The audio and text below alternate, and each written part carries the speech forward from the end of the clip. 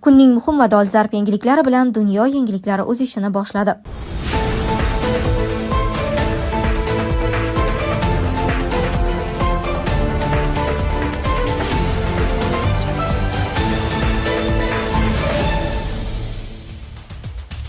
Kichkina iltimos bor, Grenlandiyani bizga bering, Tramp. Putin, Tramp, Daniya Grenlandiya atrofida kimni sinayapti? Rossiya Markaziy Osiyo va Kavkaz uchun tahdid, Finlandiya prezidenti. Medvedev Tramp Grenlandiya masalasida Putinga taqlid qilayotganini aytdi. O'zbekiston urbanizatsiya bo'yicha Qozog'istonga deyarli yetib oldi. 2050-yilga borib mamlakat mintaqa yetakchisiga aylanadi. Ukrainadagi urushdan qochishga uringan o'zbekistonlik Rossiyada qamaldi. Men diktatorman, Davosda Tramp dunyoga yangi signal yubordi. Erkaklar, e'tibor bering. Agar sizni tez-tez peshobga chiqish yoki pastki og'riqlar bezovta qilayotgan bo'lsa, yechimi bor. Sedanachi Muxtor milliy brendidan Prostamix 17 xil tabiiy giyohdan tayyorlangan kuchli formula. Prostata muammolari, jinsiy zaiflik va bepushtlikning oldini olishga yordam beradi. Mahsulot sinovdan o'tgan, ISO va halol sertifikatiga ega. 8 yildan beri minglab erkaklar tanlayotgan ishonchli mahsulot. Batafsil ma'lumot ekraningizdagi raqamlarda. Kichkina iltimos bor, Grenlandiyani bizga bering, Tramp. AQSh tomonidan kuch ishlatilmaydi, ammo Yevropa Grenlandiyani ushbu mamlakatga berishi kerak. Bu haqda 21-yanvar kuni AQSh prezidenti Tramp Davosda iqtisodiy forumdagi chiqishida gapirdi. AQSh sayyoraning iqtisodiy dvigateli. Biz ravnaq topsak, butun dunyo ravnaq topadi. Men Yevropaning ham gullab yashnashini istayman. Bizga kuchli ittifoqchilar kerak. AQShdan boshqa hech bir davlat Grenlandiya xavfsizligini ta'minlay olmaydi. Ikkinchi jahon urushi paytida Daniya Germaniyaga 6 soat ichida taslim bo'lgan. Biz esa uni himoya qilish uchun o'z kuchlarimizni yuborganmiz. Agar biz bo'lmagan ular hozir nemischa yoki yaponcha gapirayotgan bo'lardi. Uning aytishicha, hozir grenlandiyaliklar noshukrlik qilmoqda. Urushdan keyin biz Grenlandiyani Daniyaga qaytardik, bu ahmoqlik bo'lgan. Hozir esa ular noshukrlik qilmoqda. Grenlandiyani faqat AQShgina himoya qila oladi. Men uni sotib olish bo'yicha darhol muzokaralarni boshlamoqchiman. Hududlarni sotib olishda hech qanday noto'g'ri jihat yo'q, buni tarixda ko'pchilik qilgan. Balki eng muhim bayonotim, men kuch ishlatmayman. Biz ko'p yillar davomida NATO uchun to'lov qildik, Yevropani SSRdan, Rossiyadan himoya qildik. Hozir mendagi yagona iltimos Grenlandiya, uni bizga mulk huquqi bilan bering. Ijara asosida uni himoya qilib bo'lmaydi. Yevropaga o'nlab yillar davomida berganlarimizni inobatga olsak, bu juda kichik iltimos. Siz ha deyishingiz mumkin, biz minnatdor bo'lamiz. Siz yo'q deyishingiz ham mumkin va buni biz hisob qilamiz, deydi Tramp. Putin, Tramp, Daniya Grenlandiya atrofida kimni sinayapti?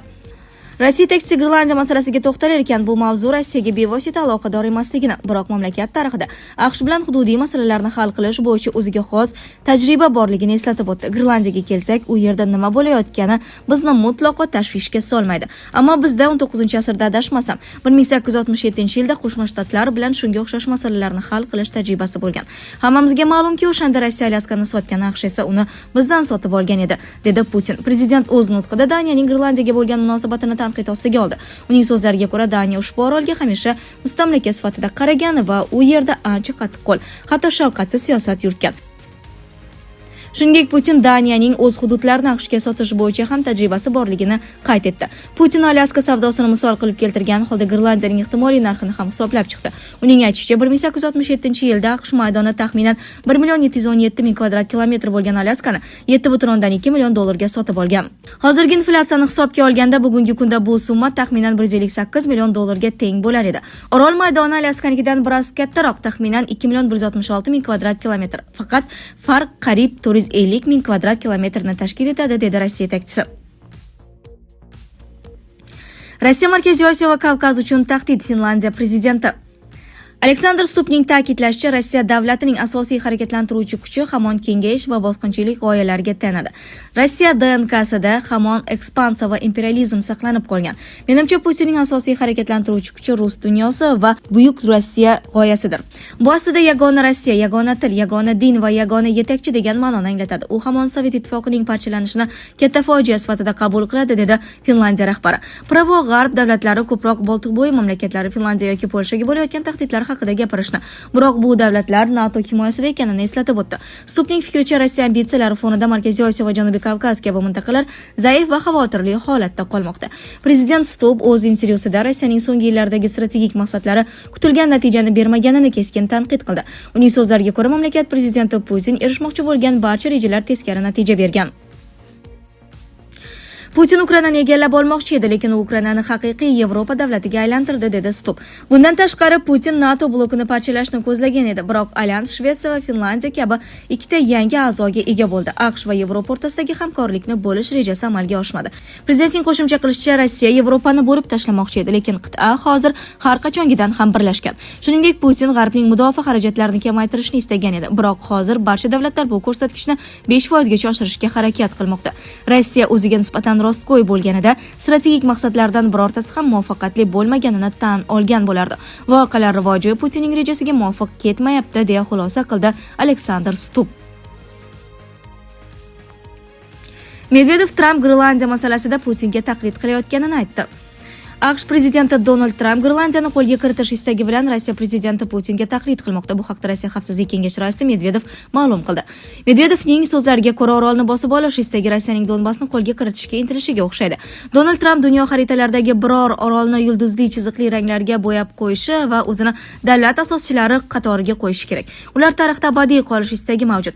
Bir vaqtning o'zida Rossiya prezidenti kabi bo'lish istagi ham bor, ikkinchisi imkonsiz, dedi Medvedev. Rossiya xavfsizlik kengashi raisi o'rinbosari Trampning hududiy da'volari Ukrainadagi mojaroga o'xshatdi.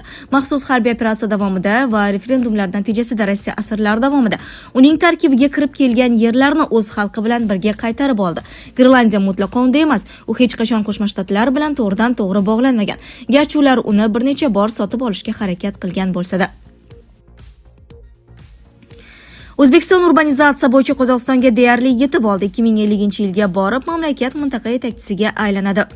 BMT noyabr oyida 2025-yil yakunlariga asoslanib dunyo bo'ylab urbanizatsiya bo'yicha hisobot e'lon qildi. Unga ko'ra, jahon miqyosida shaharlashish jarayoni shiddat bilan davom etmoqda. Markaziy Osiyo mintaqasida esa O'zbekiston ushbu tendensiya bo'yicha ikkinchilikni qo'lga kiritdi. Shuningdek, mamlakatda yaqin 10 yilliklarda demografik manzara tubdan o'zgarishi kutilmoqda. BMT tahlilchilarining 2050-yilga mo'ljallangan prognozlariga ko'ra, O'zbekiston yirik shaharlarda yashovchi aholi ulushi bo'yicha 54.6% ko'rsatkich bilan Qozog'istondan o'zib ketadi. Shu bilan birga qishloq aholisining ulushi O'zbekistonda keskin kamayib, bor yo'g'i 8.7% ni tashkil etishi kutilmoqda. Bu Markaziy Osiyodagi eng past ko'rsatkich bo'ladi. Aksincha, Qozog'istonda qishloq aholisining ulushi 18.7% ga yetib, u hatto Qirg'izistondan ham o'zib ketgan holda mintaqadagi eng qishloqlashgan davlatga aylanishi bashorat qilinmoqda. Ukrainadagi urushdan qochishga uringan o'zbekistonlik Rossiyada qamaldi. Ukrainadagi urushdan qochishga uringan O'zbekiston fuqarosiga Rossiyada 7 yil 9 oyga ozodlikdan mahrum qilish jazosi tayinlandi. Ish hujjatlariga ko'ra, mazkur o'zbekistonlik erkak avvalroq 2023-yil aprel oyida Rossiyaning Chelyabinsk viloyatida giyohvand moddalar savdosiga urinishda aybdor deb topilib, 11 yil 8 oyga qattiq tartibli koloniyada jazoga hukm qilingan. U qamoqda bo'lgan vaqtida Rossiya Mudofaa vazirligi bilan shartnoma tuzib, Ukrainadagi jangovar harakatlar hududiga yuborilgan. Shartnoma shartlariga ko'ra, urushdan qaytgach u ozod etilishi lozim bo'lgan, biroq janglar vaqtida yaralangan. Shundan so'ng o'zbekistonlik erkak Novosibirskdagi harbiy shifoxonaga yotqizilgan. Davolanish yakunlangach 2025-yil 23-may kuni kechqurun u Novosibirsk viloyati va Qozog'iston chegarasi yaqinidagi o'rmon hududiga borib, o'zining yo'lboshchisini kutgan. Ammo yo'lboshchi kelmagan. Oradan bir kun o'tib ushbu erkak Federal xavfsizlik xizmati chegara xizmati xodimlari tomonidan hibsga olingan. 2025-yil sentyabr oyida harbiy sud uni davlat chegarasiga noqonuniy kesib o'tishga uringanlikda aybdor deb topib 6 oy qamoq jazosiga tayinlangan. Biroq avvalgi sud hukmi bo'yicha o'talmagan jazo muddatini inobatga olib, yakunda 7 yil 9 oy muddatga qattiq tartibli koloniyada jazo o'tash belgilangan. Men diktatorman. Davosda Tramp dunyoga yangi signal yubordi. 21-yanvar kuni AQSh prezidenti Tramp Shveysariyaning Davos shahrida o'tkazilgan tadbirkorlar bilan uchrashuv chog'ida o'zini diktator deb tan oldi. Prezidentning bu haqidagi so'zlari Oq uy tomonidan e'lon qilindi.